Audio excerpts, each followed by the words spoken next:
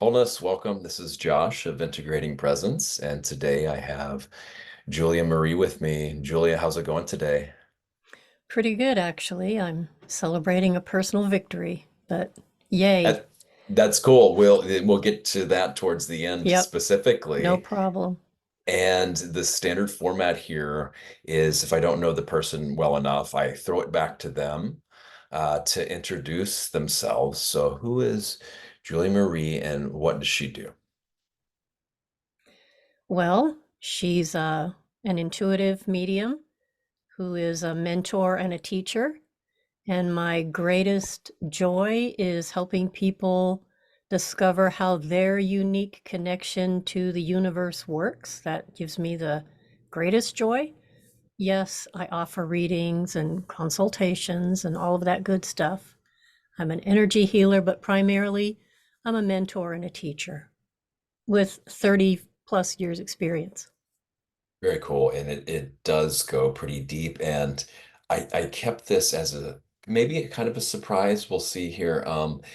Uh, Back before the lockdowns, or whatever we want to call them, the COVID situation, Hmm. um, I signed up for one of uh, Julia's classes and in St. Louis, we'll just say that I don't want to give away too much, but it turned out that I signed up for like just a little tiny 1 day, little few hour workshop, and she agreed to take me on if I signed up for the full training, because usually there's a prerequisite of a full training course, and so I went ahead and did that and signed up for it, and then I was able to take the that course with her, and I was pretty impressed. The exercises we went through and the training I got right then and there, and I won't give away any specifics.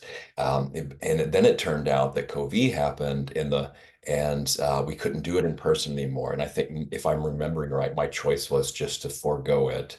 And so now I'm no longer really in the St. Louis area, but I just want to know that we have had some slight interaction and it seems like ages ago now, but I'm all right, sorry, I don't remember. that's okay. Yeah, it was the place where you give readings in Yes. St. Well, Louis, or I don't know if I'm you not did in anymore. St. Louis either. Yeah, okay. But I'm back not in St. then, Louis either. yeah, no, Yeah. it's wild how yeah, th things happen and are forgetting sometimes and or maybe I'm mistaken or something, but anyway, it was just a short just like a couple hours or maybe not even an hour of Yeah, that little class I there. used to do those kind of introductory things, and I will tell you Mhm. this, a lot of times the reason why I don't remember people that I come in contact with, especially if I'm teaching or doing readings, is I'm in an altered state. So I'm on the right side of my brain. So oftentimes it will take 3 or 4 times of me meeting you in person for it to actually stick. So I don't apologize for that anymore, but you know what I appreciate? That I did a good job for you. Well, yes, and Yeah. that's what, and this goes to my fiance who I would say does similar type work, and sometimes the information just comes in, and Yep. then it's whatever is needed for the moment, and then it just it's gone, Hmm. pretty much some of the stuff, depending on what it is. So, Yeah. well, I guess where I want to take this today is I would like to maybe talk about awakening and being a catalyst for change as well. Um, First, I think we should start at the beginning here. What does awakening mean to you, or how would you define awakening? What does that mean?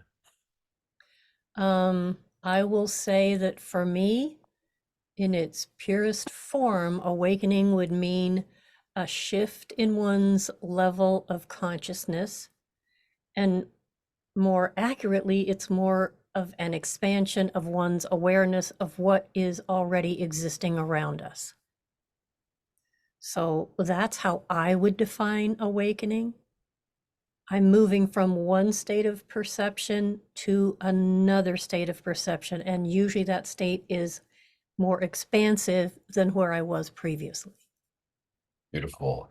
Now, it might make sense to share something from experience around this. What would be appropriate to kind of maybe color flavor this or give an example of in your own experience, or maybe with clients, or just in general in the world? Well, my life was totally changed through my own personal awakening experience. I was active duty military, had just finished getting a law degree, had a certain plan for my life. I was very caterpillar oriented at that time. In other words, I was focused on the material world and my goals and all of that stuff. And then the universe came knocking, and I had a series of what are now called spiritually transformative experiences. They didn't have a name at the time, so I just thought I was losing my mind, going crazy, because now I'm having round red circles appear on my body where I later found the chakras were, spontaneous activation of healing energy, and seeing and hearing people that were invisible to me, but I was aware of them showing up in my living room having conversations with me. So that's what my awakening experience was like in the moment. Now I can look back and see I had a sense of that coming, like there was a leading edge to it that I was not conscious of.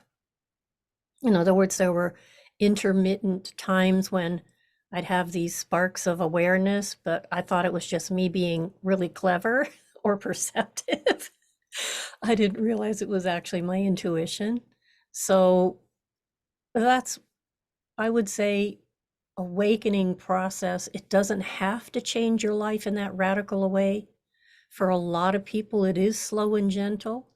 My own personal process, it needed to be how it was because I obviously wasn't paying attention, nor was I responding to the signals my soul was giving me. So a little bit more emphasis was needed to bring me around, to snap me out of my hypnotic state of slumber or whatever you analogy you'd like to use.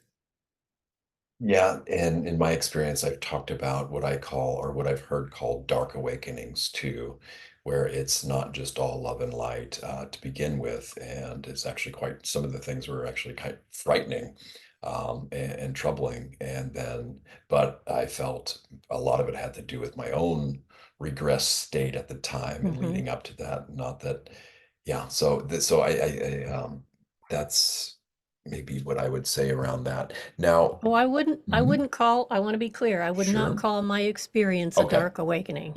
That Okay. I would definitely not put it in that category. I would Okay. say it was terrifying I and see. frightening because it was so unknown to me, Mm.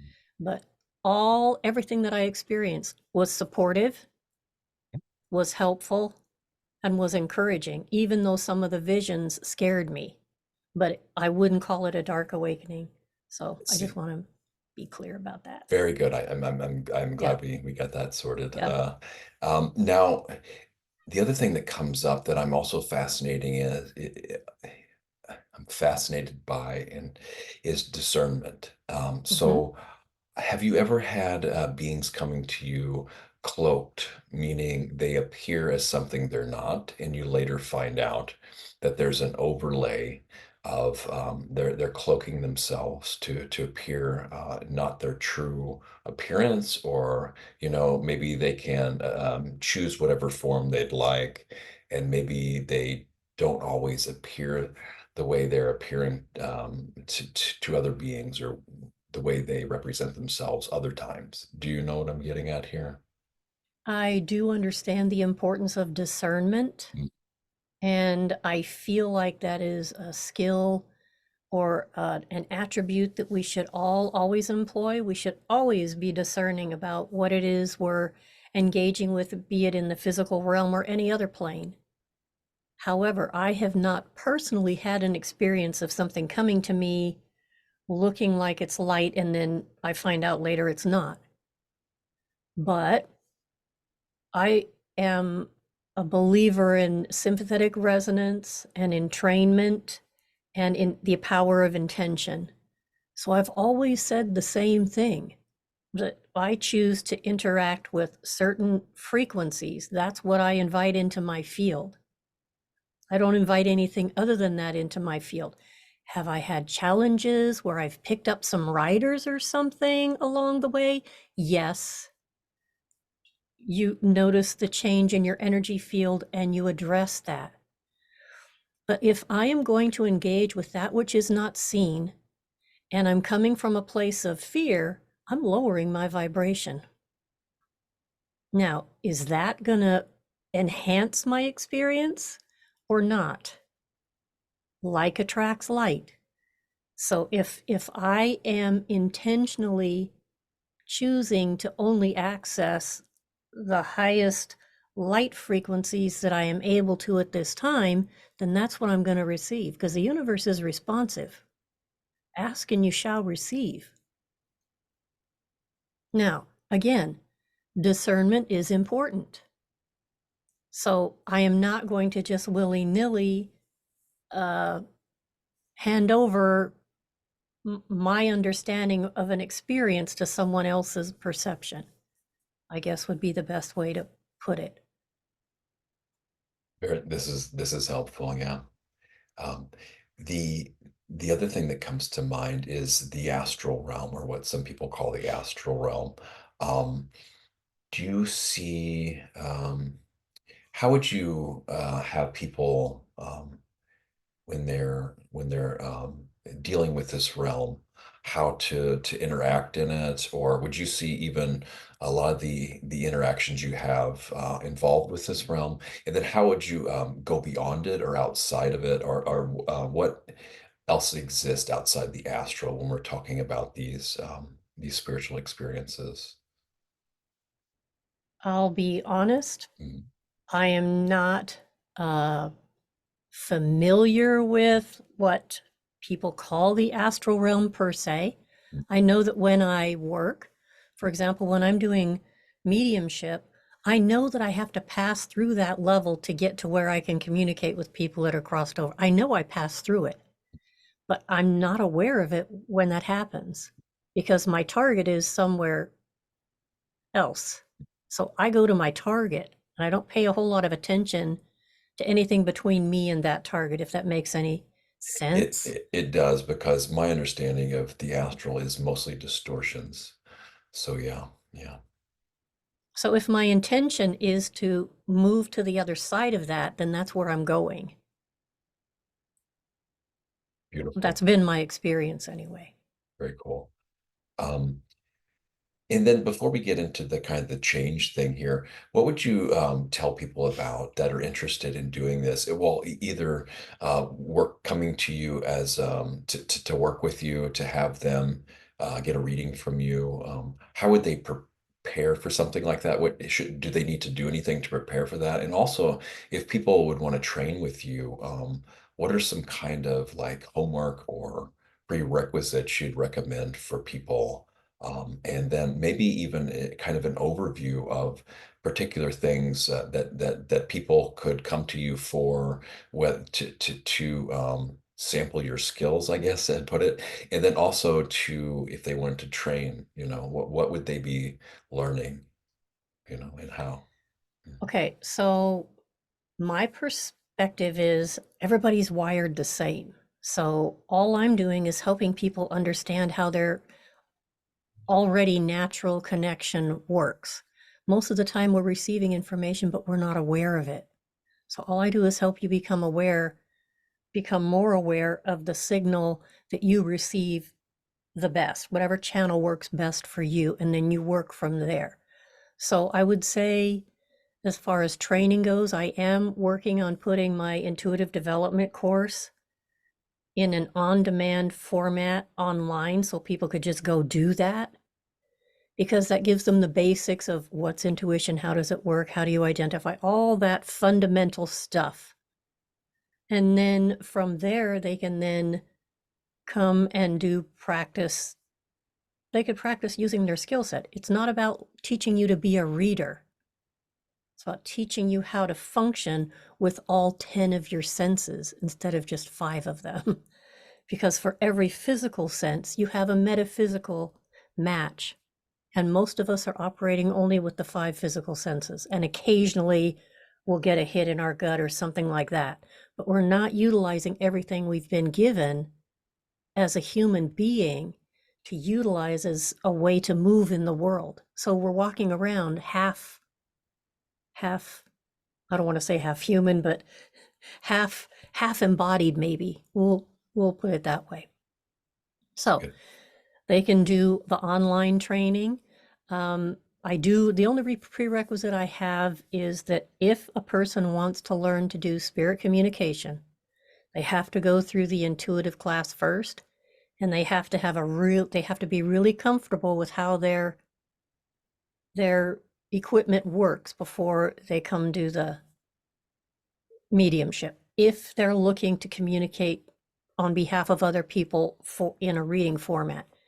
If a person just wants to learn how their loved ones reach out to them from the other side, that's another separate experience that they can have that's more along the line of here's what to look for. So there's smaller units. There's a class on how to work with your spirit guides.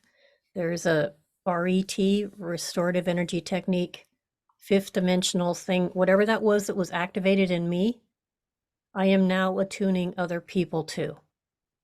And it's actually producing some pretty wonderful results, but it gives people the power they already have. All I'm doing is helping you find your own potential from the inside out. So, readings wise, if you choose to have a reading, it's good for you to come to me with what it is you're looking for. Not that I can't give you, well, what does spirit have to say? But then I may speak to something that you couldn't care less about. If you come prepared with the subject areas you want to address, is what I would say. The spirit communication is self-explanatory. Your loved ones will show up for you every single time. All right. So let's go into now being a catalyst, Okay. because what you talked about your role and your trainings you're offering, um, being a catalyst in the world, or yeah, or on the however we want to put it. What would you say Mm-hmm. about um, being a catalyst? Well, it took me a while in my spiritual journey to realize that the radical response people had to me was because I was a catalyst.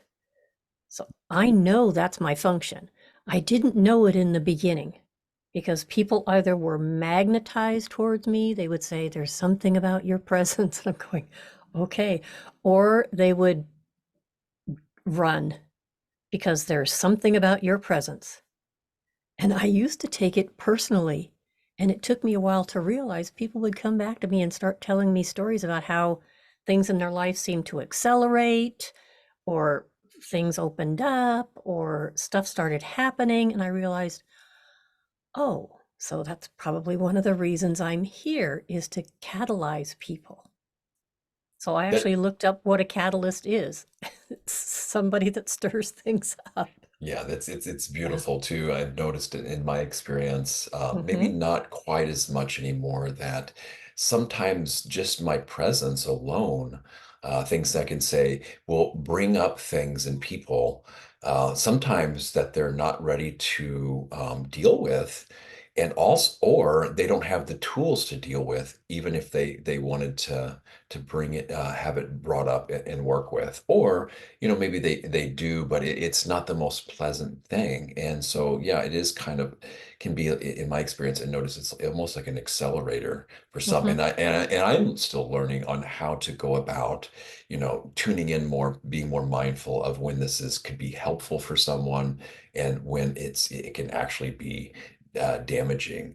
It seems like you've got a pretty good handle on how this works, and how to do it. I think I'm still feeling my way out on this, although it is better than it once was. Yeah. Well, I'll give you this Please. little tidbit. Mhm. When you receive information, when you get a download, when you're around somebody, especially somebody new, the first question I always ask is this information for me or for them? Yeah. Because a lot of times what you're receiving is for you to be able to help that person more. It's not necessarily to say blah, blah, blah. So always ask, is this for me or is this for them? That's beautiful. Thank you. Yeah.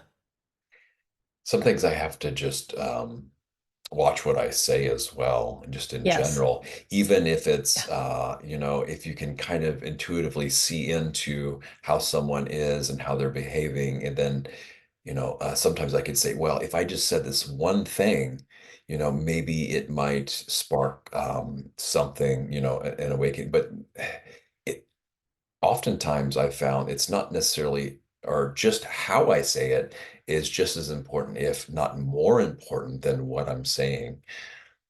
So yeah, Well, and then knowing what is what, because with empathic ability, sometimes it's hard to discern whether, mhm. where I start and end and where the other person starts and ends, and whose is what, and what is whose, and this type of thing too. Yeah.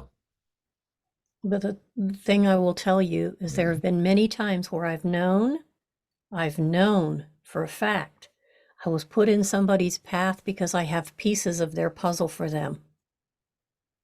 And I've walked away still holding those pieces because they did not either ask the question or send out the vibe that says, here are your pieces. Wow. Well, we're both semi-public figures Yeah. here. I might as well use that as a cue for to see if you're holding any of my pieces, or if anything wants to come through around this, or the audience in general, or if there's anything, if that's okay to ask. Um, I feel like what I'll say for you is what's coming to me to say to you is that you're right at the cusp of something, and it's important for you. It's almost like you can either fall back and go back down this slide. It's like I'm seeing this really steep triangle and you're sitting right on the top. And you can either go back or keep balancing just for a little bit more, just a little bit longer, and you'll be able to move in the direction that you've been wanting to go for some time, it feels like. Do you understand that? Yes, and Yeah. yes, that's I don't need to go into details right now, but I at Well, least you see it don't in have one to tell area. me. Yeah. Sure, exactly. Yeah, at least in one area Yeah. of my life for Yeah. sure. Yeah. Yeah.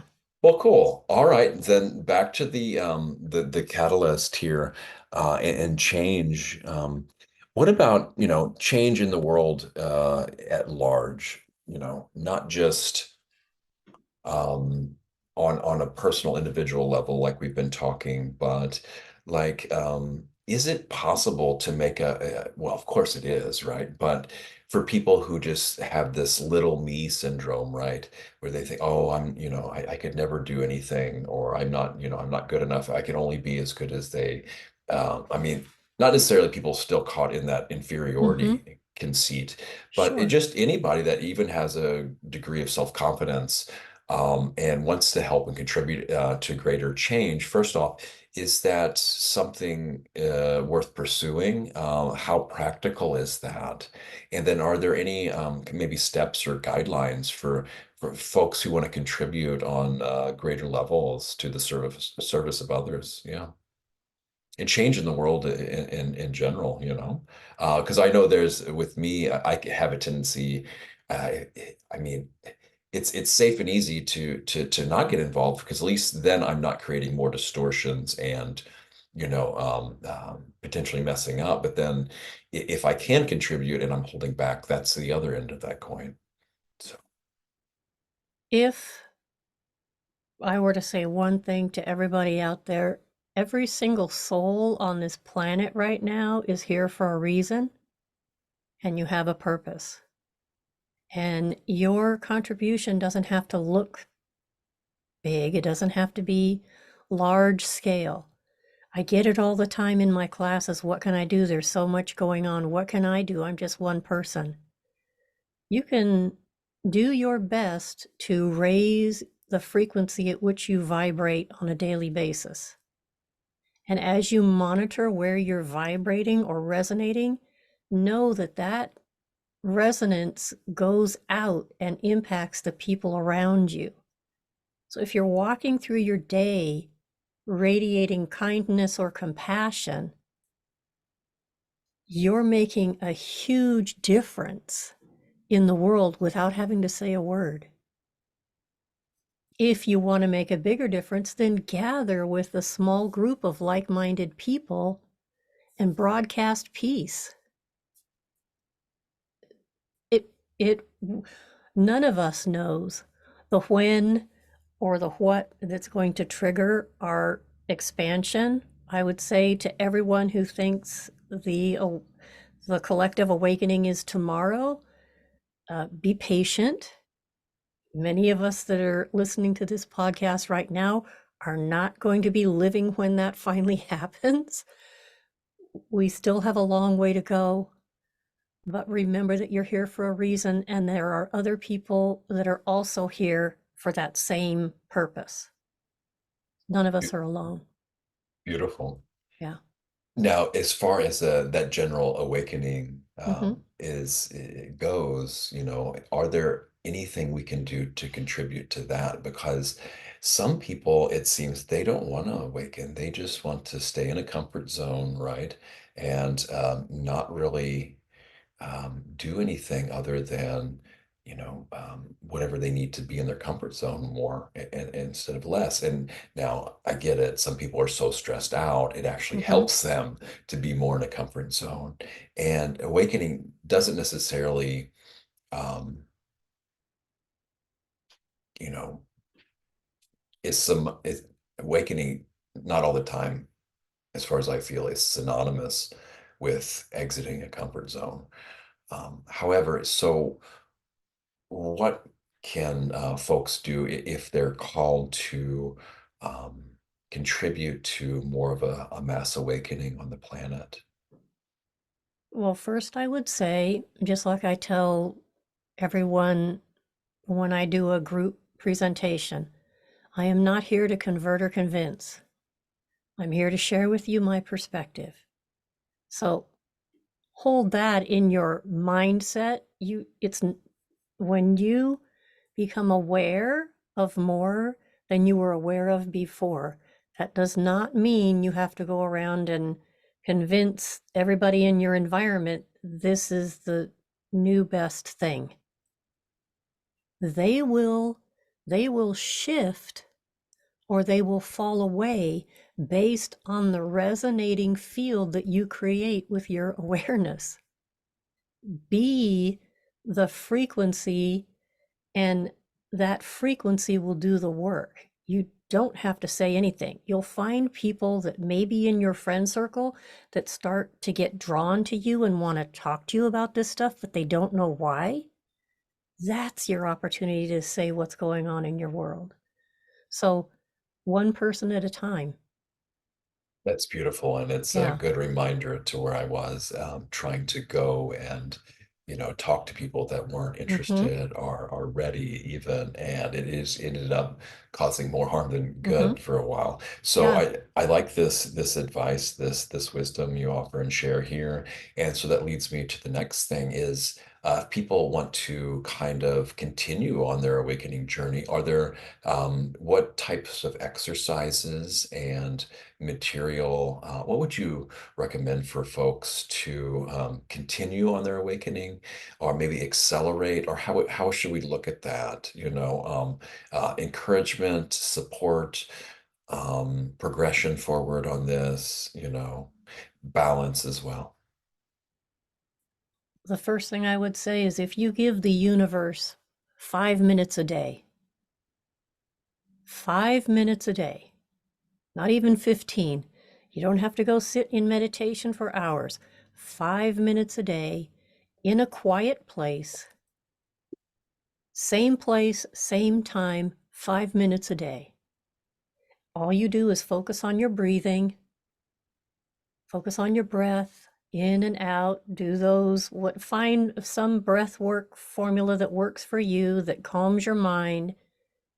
And I've only ever asked Spirit two questions. What do I need to do next? And what do I need to know? because that's the only thing that matters. That's the only two questions I've asked for 30 years. So sit and ask, what do I need to know? And wait for a response, because the universe is responsive. The field is responsive. You are now intending to engage in a conversation with the greater intelligence of which you are a part. You're saying, okay, I'd like to come online. So what do I need to know? And then wait for the field to respond to you. And know that the more you do that, the more the connection is built, the wiring is set in place, and pretty soon your stream of consciousness all the time. It's like a streaming service with no interruptions.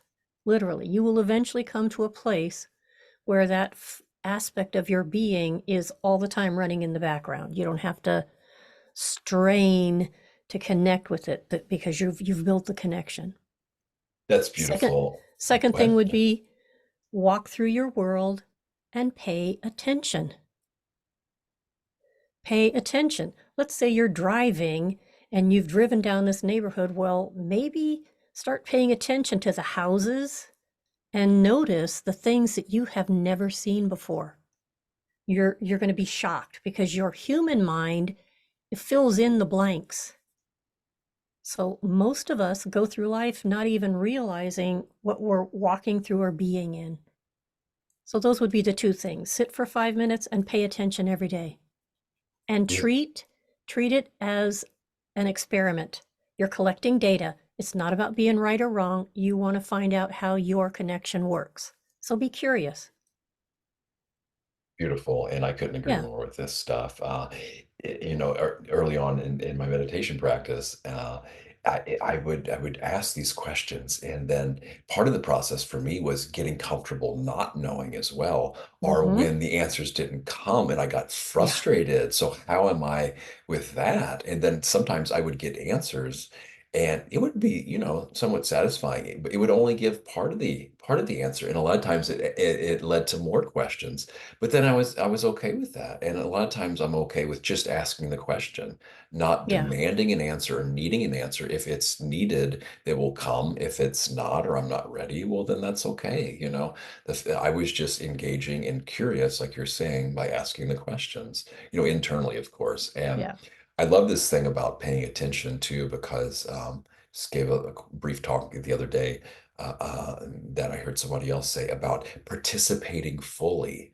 How can we be more mindful in more chaotic Mm-hmm. situations where we don't have the time to be present and mindful, in the way we might think about it. But if we engage fully participate in whatever we're doing, then yeah, that's helpful too. And yeah, Mm-hmm. there's so many details and so much more going on if we just slow down and have the intention to be more fully present in order Yep. to notice more and get a broader experience from what's always there all the time. Yeah. As long as we don't get overwhelmed by it. Sometimes that can happen Exactly. too. Yeah.